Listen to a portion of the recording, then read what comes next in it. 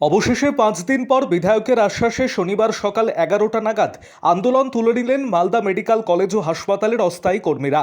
সরকার পরিবর্তনের পর মেডিকেল কলেজের বিভিন্ন বিভাগে প্রায় 135 জন কর্মরত অস্থায়ী কর্মীদের বসিয়ে দিয়ে তাদের বলা হয় সুইপারের কাজ করার জন্য।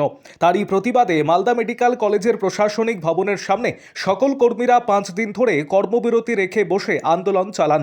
ফলে স্বাস্থ্য পরিষেবায় ব্যাঘাত ঘটে। অবশেষে 5 দিন পর ইংরেজবাজার বিধানসভার বিধায়ক অম্লান ভাদুরী এসে তাদের সঙ্গে কথা বলেন এবং 1 জুন উচ্চ কর্তৃপক্ষের সঙ্গে কথা বলে তাদের ব্যবস্থা গ্রহণের আশ্বাস দেন। তার আশ্বাসে আন্দোলনকারীরা ধর্ণা উঠিয়ে নেন এবং আগামী 1 তারিখে যদি কোনো সমাধান না হয় তারপর বিধায়কের সঙ্গে কথা বলে পরবর্তী পদক্ষেপ গ্রহণ করবেন বলে জানিয়েছেন তারা। আরও আপডেট থাকতে আমাদের ভিডিও শেয়ার ও ফেসবুক পেজটিকে লাইক করে ফলো করে দিন। তৃণমূলের নেতারা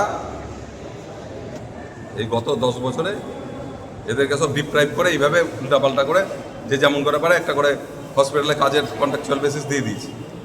এদের কোনো সঠিক গাইডলাইনও নাই, কোনো কিছু নাই, এবং এদেরকে বারে বারে নেতারা ঠকিয়ে এসছে।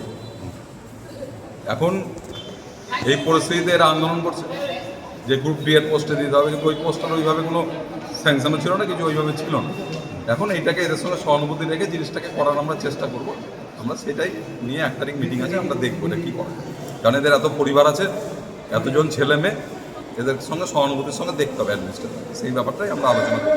এবং এদের বেতন শুনুন, এগুলো কন্ট্রাক্টরের আন্ডারে কীভাবে তাদের সঙ্গে কী আছে, কন্ট্রাক্টরের সঙ্গে এদের কী এগ্রিমেন্ট আছে, কন্ট্রাক্টরের সঙ্গে গভর্নমেন্টের কী এগ্রিমেন্ট আছে, এগুলো সমস্তটা দেখতে হবে। কী বেতন কাটা হচ্ছে না কাটা হচ্ছে এটা নিয়ে তো হুট করে আমরা কিছু বলতে পারবো না।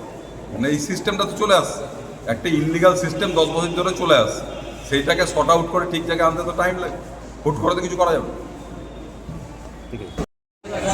আমাদের আজকে আন্দোলন প্রায় 5 দিন হলো।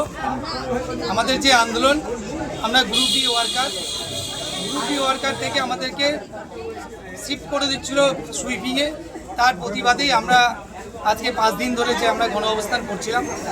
তো তার আজকে আমাদের লোকাল এমএলএ সাহেব অম্লান ভাদুরী মহাশয় এসেছিলেন।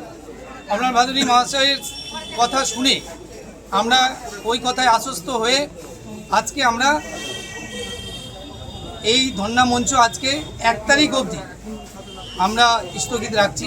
1 তারিখে বসে আমাদের এমএলএ সাহেব সিদ্ধান্ত নেবেন।